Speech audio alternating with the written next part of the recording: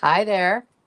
So I'm going to go solo tonight. Jim's preparing for an important test tomorrow, colonoscopy. So he's a little busy right now. So, yeah, the calculator said that I'm 69 years old. I even had to bang it a couple times, but yeah, that's what it says.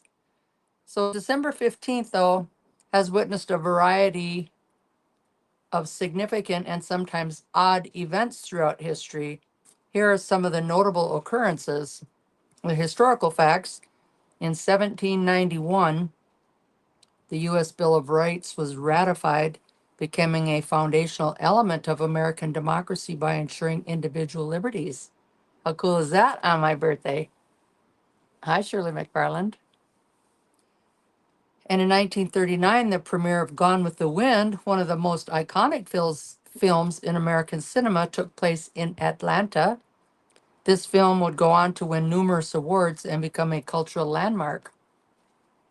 In 1973, the American Psychiatric Association declared that homosexuality is not a mental illness, marking a pivotal movement in the fight for LGBTQ plus rights. Interesting. And some fun oddities. I don't know how fun. In 1890, Sioux Chief Sitting Bull was killed during a confrontation with Indian police, an event that highlighted the tensions between Native Americans and U.S. authorities during this period. Bummer. In 1979, the board game Trivial Pursuit was invented by Canadians Chris Haley and Scott Abbott, which would later become a massive cultural phenomenon. Hi, Shirley McFarland and Dawn Coleman Tribbett and West Turkey Senior. Jim is preparing for an important test tomorrow. It's called a colonoscopy. So he's kind of busy. So, and then also on December 15, it's also celebrated as Lemon Cupcake Day. Yum. Encouraging people to indulge in this sweet treat for fun. Oh, Jim's watching, says, look at you out there on your own. Happy birthday. Happy birthday, Brenda. I'm 69. I even banged that calculator a couple times. I thought, no way. I thought 68 for sure. I don't know where the 69 came from. But some notable birthdays then. On my birthday in 1832, it's Gustav Eiffel, the engineer behind the Eiffel Tower, was born on this day. His work has left an indelible mark on architecture and engineering. Cool. And of course, I always want to remind everyone about the Veterans Crisis Line every day. If you're a veteran, dial 988 and then press 1. If you're not a veteran, just press 988. And there's confidential support is available 24/7. You can chat at the veteranscrisisline.net/chat. Or if you don't want to do either of that, you can text at 838255. And I have all that information except the chat line. I have it running on this little ticker at the bottom of the website. So today is also Mavis Crony's birthday. It's also my mom's birthday, but it's my mom's heavenly birthday. It's Jill Hansen's birthday and Jennifer Schleckaway Heglin's birthday. Sorry if I'm slaughtering your name, I don't mean to. It's Melissa Magstad's birthday, Doug Cran's birthday, and Jason Dunn's birthday. And of course, let's say it's my birthday. We're gonna have a good time. And let me see, in 1921, Alan Fred, an influential disc jockey who coined the term rock and roll, was born on December 15th. His career significantly impacted music and culture. Man, back in 1921. These events reflect a mix of cultural milestones and significant historical moments that have occurred on your birthday, making December 15 a day rich in history. Cool. And now, um, Jim says, "You're doing a great job." Thank you. He's proud of me. Yeah. Oh, look. Oh, look. I did that. Oh, fun.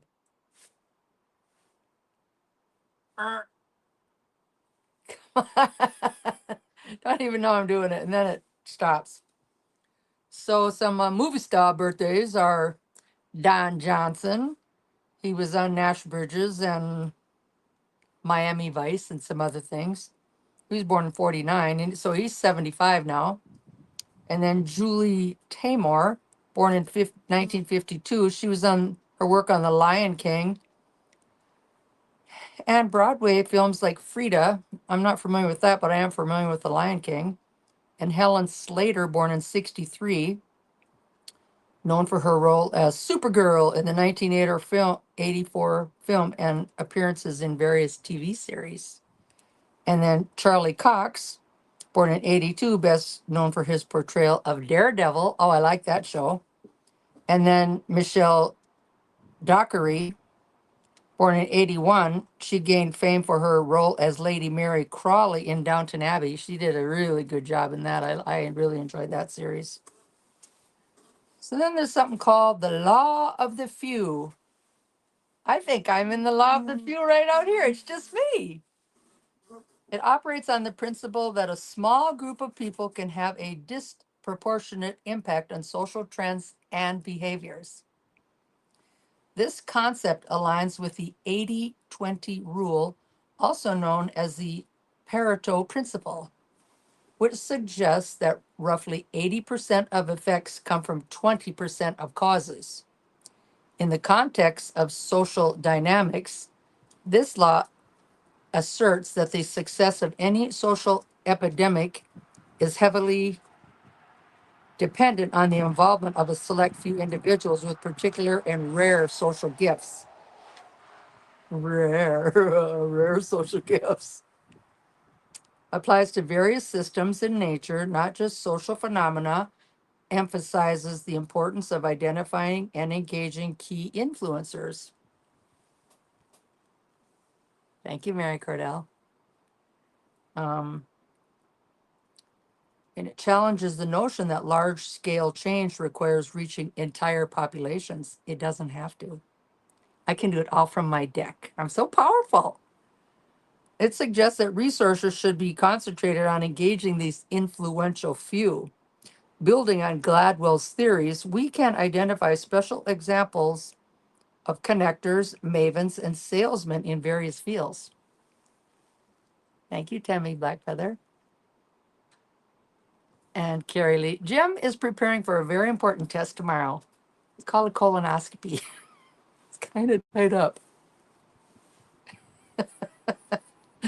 That's we could have, the only next available appointment is in February, and then you're starting all over on your deductibles, and you're like, that's not worth it. So I kind of lost my place here. Connectors.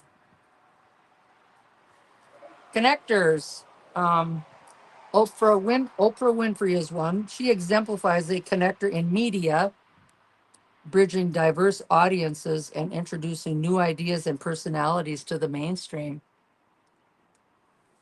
Oh boy. Jim is on here. You guys can still say hi. You can talk to him through the chat. You got that right. Oh, thank you, Dennis Meyer. Yeah.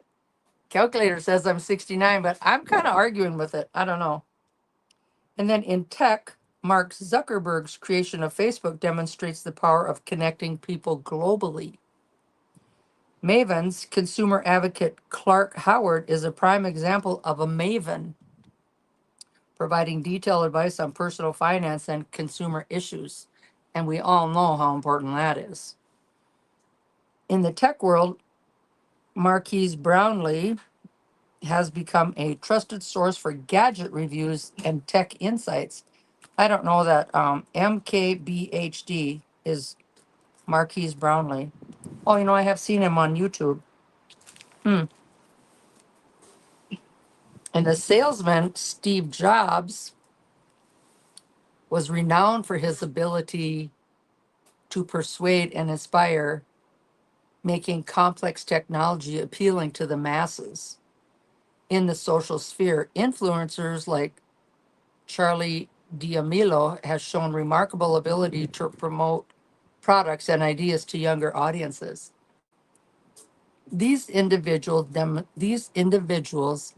demonstrate how the law of the few operates across different sectors, from traditional media to social platforms, effectively spreading ideas and influencing consumer behavior. And don't you feel so influenced here just by me, one person? Hey, Jim Carrey Lee said hello. He's in the house. So if I can be out here doing this by myself, anybody can. So I don't know. Yeah, it's all fun. These individuals demonstrate how the law of the few operates across different sectors, from traditional media to social platforms, effectively spreading ideas and influencing consumer behavior. Paul Revere's Midnight Ride exemplifies the practical application of influence. See, this is so weird. I'm on the opposite. This camera is backwards. It's weird. As a well-connected member of the Sons of Liberty, Revere leveraged his extensive network to rapidly spread the warning about the British troop movements. Then the wind, I have to hang on to my tripod up here too. The wind is kind of out of control. His effectiveness stemmed not just from the information he carried, but from his ability to strategically disseminate it to key individuals who could further amplify the message. This historical event demonstrates how the principles of influence can be applied to critical situations. Thank you, Ricky Regals. Oh, and your birthday's December 26th. All right, awesome. So then there's strategic communication. Revere knew exactly who to alert and how to convey the urgency of the situation. Network utilization. He tapped into a pre-existing network of patriots and local leaders. Hi, Jim. Good luck tomorrow. I just had that last month. Oh, isn't that something? Yeah, I put him on a different prayer line. You guys could all pray for him too, that it all turns out good. That'd be awesome. It's tomorrow morning at 9. So I'm not really sure how tomorrow morning's going to work out either on this. So network utilization, he tapped into a pre-existing network of patriots and local leaders, timing and context. The ride's success was partly due to heightened tensions and readiness of the colonial militia. Lasting impact.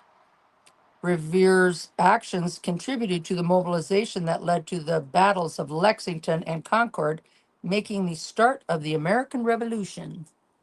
These principles of leveraging influence through strategic networking and communication continue to be relevant in modern contexts,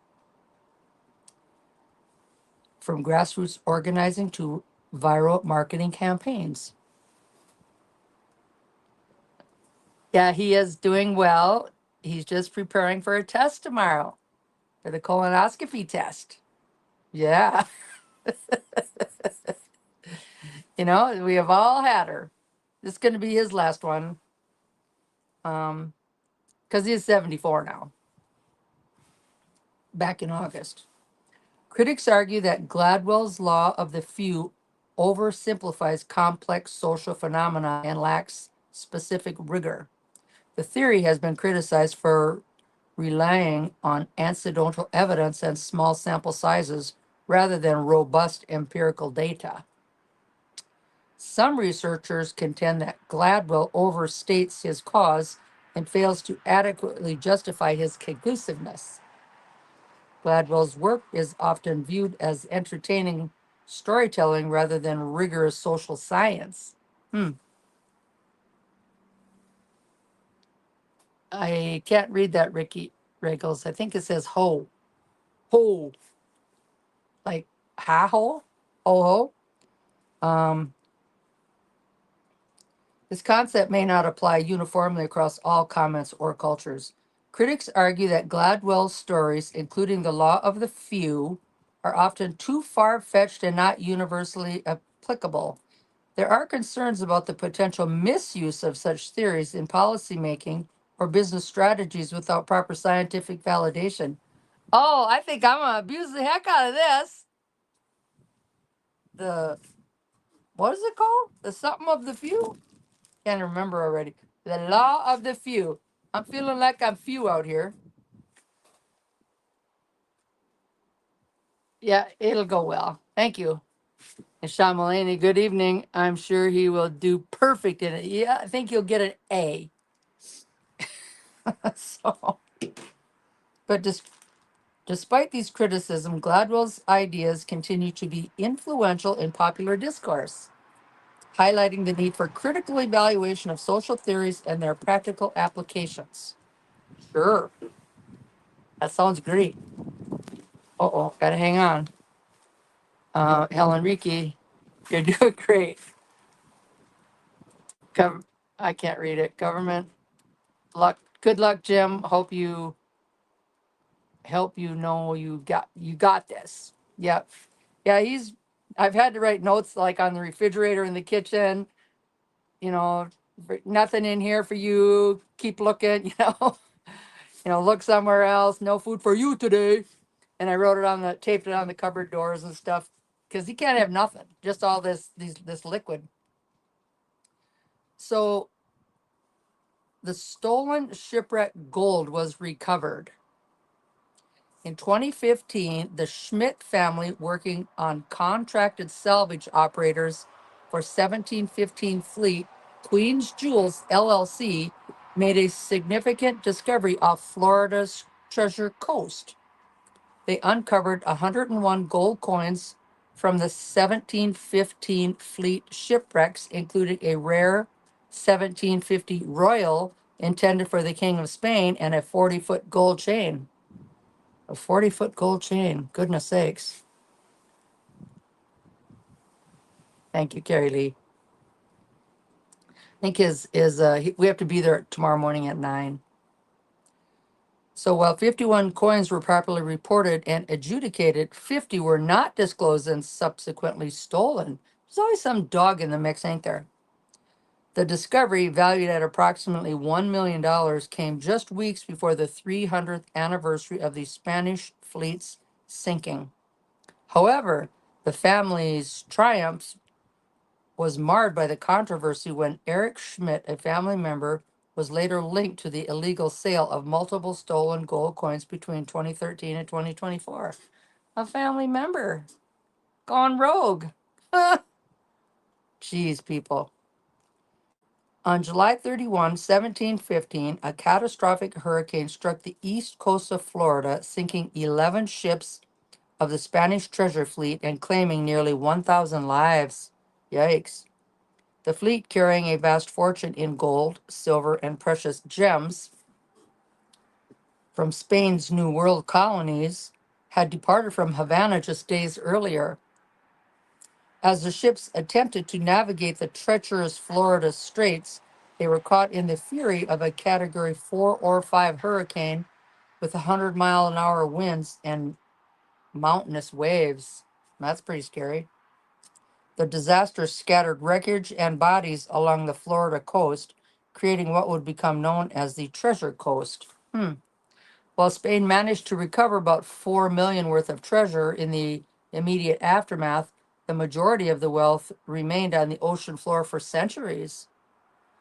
This event not only devastated the Spanish crown's finances, but also sparked centuries of treasure hunting, with significant discoveries continuing to be made in modern times, including a $4.5 million gold find in 2015.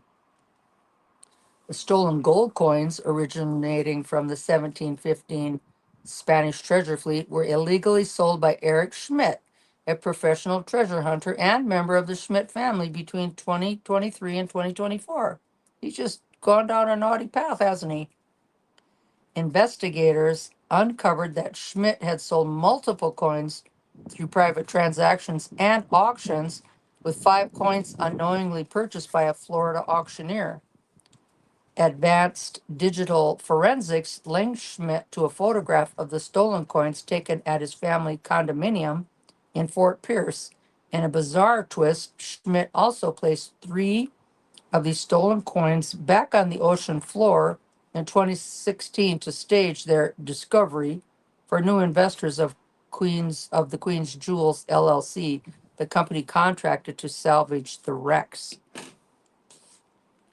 The Florida Fish and Wildlife Conservation Commission, in collaboration with the FBI, executed search warrants to recover the stolen artifacts from private residents, safe deposit boxes, and auction houses. Despite recovering 37 coins valued at over 1 million, authorities are still searching for the remaining 13 pieces. Well, that's the end of that. So I suppose I should maybe try to read in like Jim's voice. Even a small star shines in the darkness. That's a Finnish proverb.